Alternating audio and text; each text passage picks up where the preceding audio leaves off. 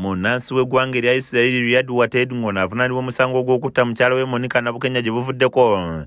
Asimbiddwa mu maaso g'omulamuzi wa kooti esookerwako Mpigi Ezirawo Kem Solomon n'asomerwa omusango gw'obutemu. Ono ng'ayita munnamateeka we Isaac Yebazibwe asabye omulamuzi okumukyusa amugye mu kkomera ly'Ekigo gy'abadde akuumirwa atwalibwe mu kkomera eddala gy'anaasobolera okufuna obujjanjabi, nga Yebazibwe ayanjulidde omulamuzi ebbaluwa eva ow'omusawo w'omusibe era n'ategeeza nti omuntu walina ekirwadde kimwetaagisa okulaba omusawo buli kiseera okusobola okutaasa obulamu bwe.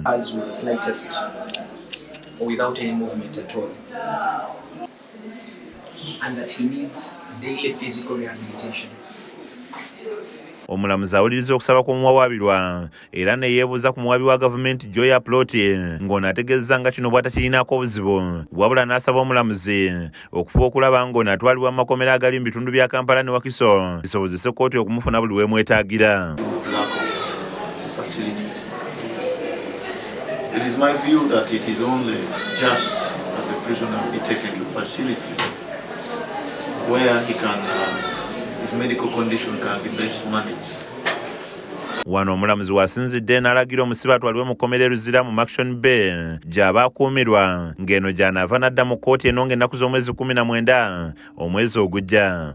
Note that there is no prejudice whatsoever if he is transferred to another facility. Counsel for the accused in his letter, which is now on record, did state that to be their preference that he's taken to Action Bay prison, which according to me is also within the Kampala and Wakiso area that was prayed for by the landed state attorney.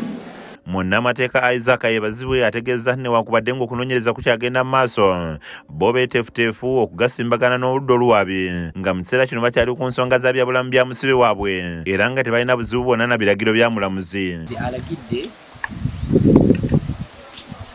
agende Action Bay kijja musomesa kooti kuno kuliko abasibe abalala ng'eyo gye baba ne bantu abaleeta so tewali njawulo y'amaanyi kino kikoze ekituufu avudde mu kkomera erimu n'agenda ku ddala tekikola okuggyako enjawulo ebeerawo eri ku bulamu bw'omuntu kuba nti agenda kufuna obujjanjabi alinde awozesebwe nga looya saani badde okuleka poliisi n'enoonyereza. Of course etteeka libawa emyezi 6,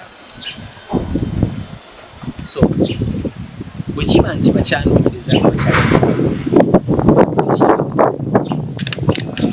njagala kubawa obudde bwabwe, njagala kufuna obudde bwonna bwe beetaaga. Ananiya Nsereko yakusakidde eggulire lino ku lwa KSTV Agaalero.